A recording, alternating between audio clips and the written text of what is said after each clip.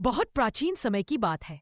जब पृथ्वी पर जीवन का आरंभ हुआ, तब ईश्वर ने इस धरा को संतुलन देने के लिए एक अद्भुत पर्वत श्रृंखला की रचना की।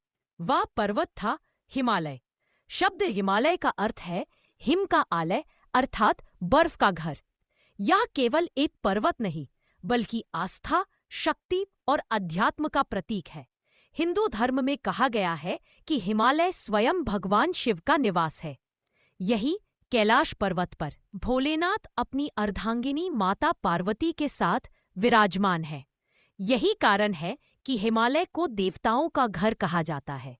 हिमालय का दिव्य उद्गम पुराणों के अनुसार जब सृष्टि की रचना हुई, तब ईश्वर ने धरती के उत्तर भाग में एक ऐसा पर्वत उत्पन्न किया जो सदैव पवित्र रहेगा, जहां देवता, सिद्ध, ऋषि और योगी तपस्या करेंगे।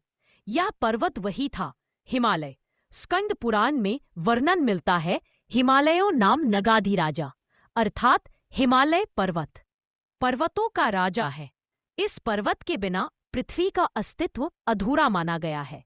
यह केवल पत्थरों और बर्फ का ढेर नहीं, बल्कि देवत्व का जीवंत प्रतीक है। भगवान गंगा का अवतरण हिमालय की गोद में ही जन्मी है, माता गंगा।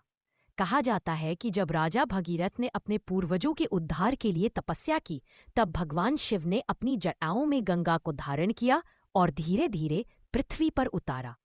इस प्रकार गंगा का अवतरण हुआ। गंगा के हर जलकण में शिव का आशीर्वाद है। हिमालय से निकलकर करोड़ों जीवों का जीवन बनती है। इसीलिए कहा गया है, गंगे च यमुने चैव गोदावरी सरस्वती। सभी नदियां पवित्र हैं, परंतु गंगा सर्वोच्च है, क्योंकि उसका उद्गम स्वयं शिव से जुड़ा है। ऋषियों और मुनियों की तपोभूमि हिमालय हमेशा से ऋषियों की साधना भूमि रहा है। यही नारद, व्यास, वाल्मीकि, अगस्त्य, विश्वामित्र जैसे महान ऋषियों ने तप किया।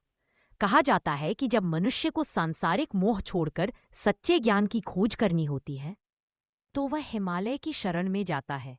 यहाँ की वादियां अब भी उस दिव्य ऊर्जा से भरी है, जहाँ कभी ऋषि ध्यान में लीन रहते थे। आज भी कहा जाता है कि हिमालय के कुछ गुप्त स्थानों पर सिद्ध पुरुष तपस्या में लीन हैं।